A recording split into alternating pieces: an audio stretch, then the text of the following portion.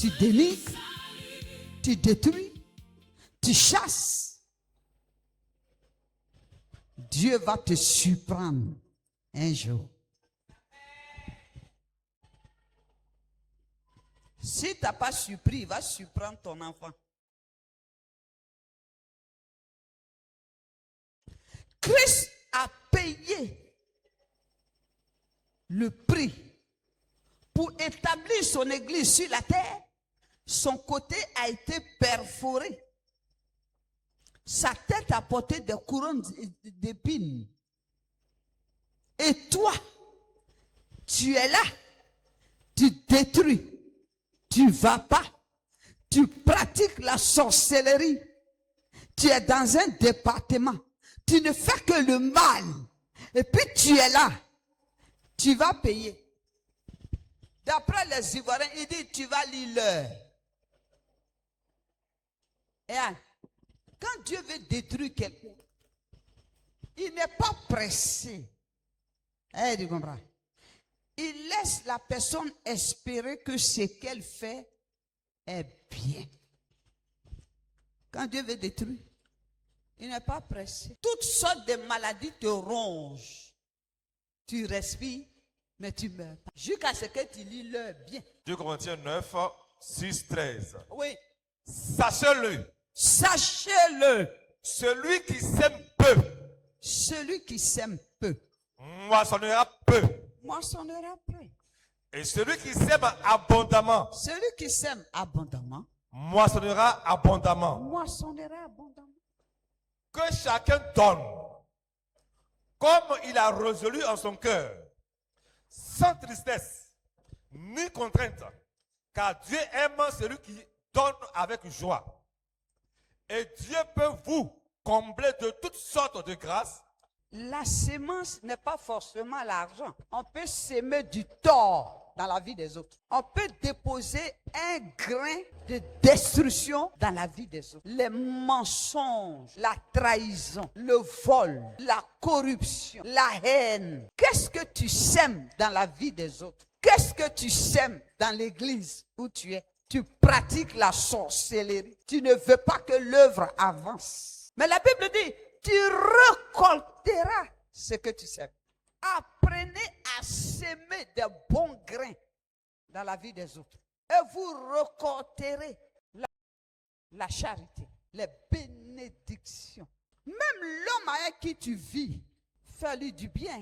La femme avec qui tu vis, fais-lui du bien. Quand tu ouvres ta bouche, dis, loue-la, loue cette femme. Malgré ton sale caractère, elle a choisi de vivre avec toi.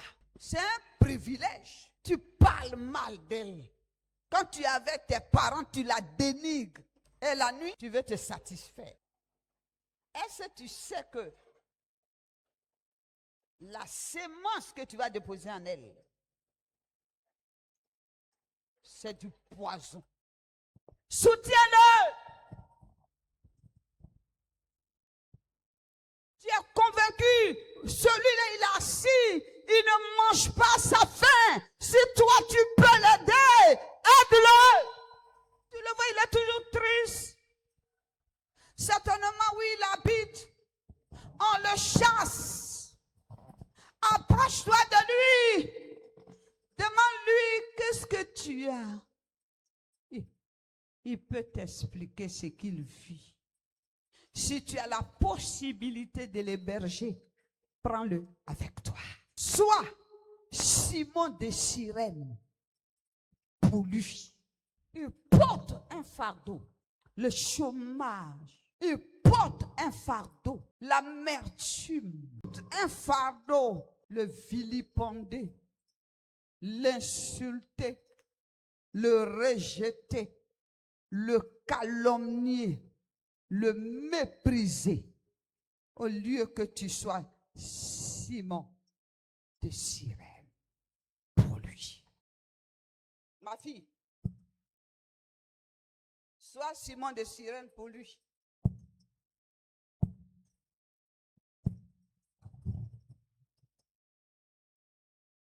Aide-le.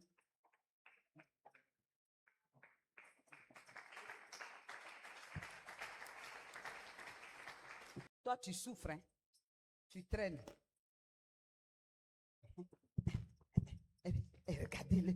Moquez-vous de lui. Rien bien, tapez les mains, moquez-vous.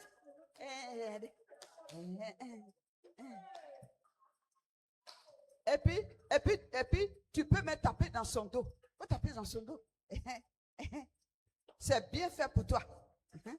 Tu es vaincu. Ah, toi aussi, va. Tu tapes son pied. Tu dis, c'est bien fait pour toi. Tu es maudit. Voilà. Toi, va. Faut dire, moi-même, je veux que tu meurs demain matin. Allez.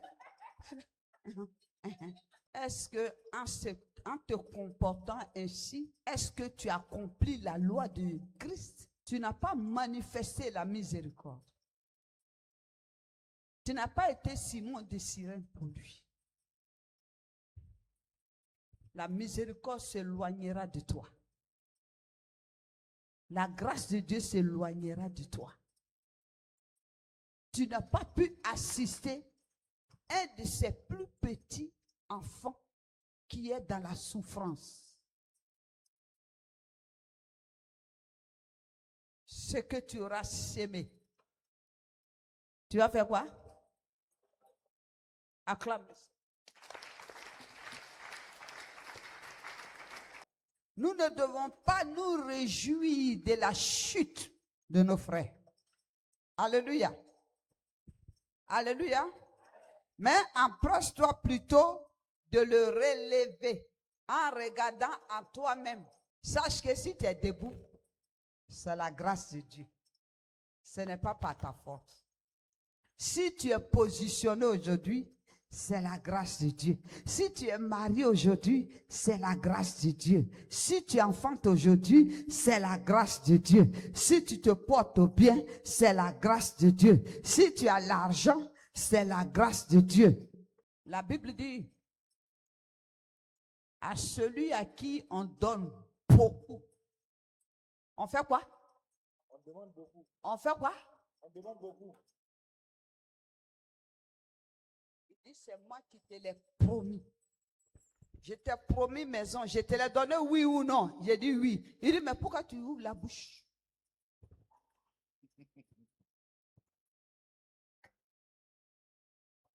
Vous savez pourquoi il met du temps? Il connaît les programmes d'accidents que mes ennemis ont établis sur ma vie. C'est pour ça que quand Dieu te promet, il ne faut pas te presser. Il doit tuer Hérode. Les jaloux là, il doit les garder.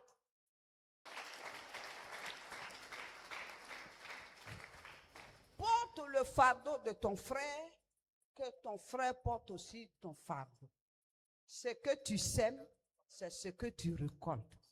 Si tu as sémé l'amour, eh bien, beaucoup vont manifester l'amour à ton égard. Il y a beaucoup qui n'affectionnent pas, qui ne pardonnent pas, qui ne donnent pas, qui sont rancuniers. Mais pourtant, ils veulent aussi qu'on les aime, qu'on les cajole, qu'on les caresse dans le sens du poil.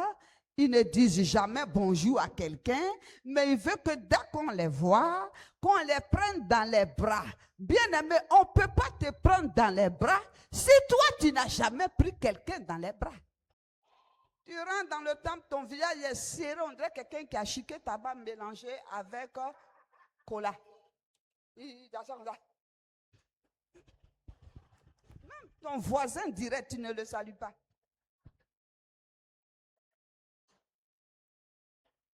Le pasteur prêche, tout le monde acclame. Tu n'acclames pas. Tu es assis là. Tu dis, en principe, la croix ne devait pas être au fond. Ça, c'est l'église catholique qui devait faire ça. Et puis, il y a trop de fleurs sur l'autel. Ça, c'est la sorcellerie.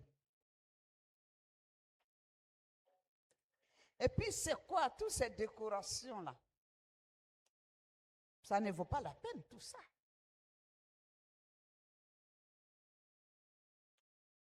Et puis même les petits ballons là. Noël est fini déjà. Pourquoi il n'en est pas ça?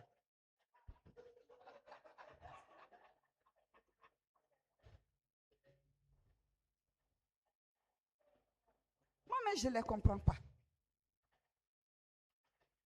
Et puis dans l'église, là, les femmes, là, elles aiment attacher foulard, on dirait des tortues. Elle nous passe sa bouche, hein. Ça, de ce qu'elle parle.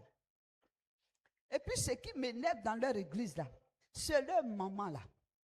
Elle est vieille, elle m'énerve. En train de te plaindre qu'on te critique. Mais toi-même, ton ministère, c'est critique. Donc, comme tu aimes critiquer, eh ben, il y aura beaucoup de personnes pour te critiquer.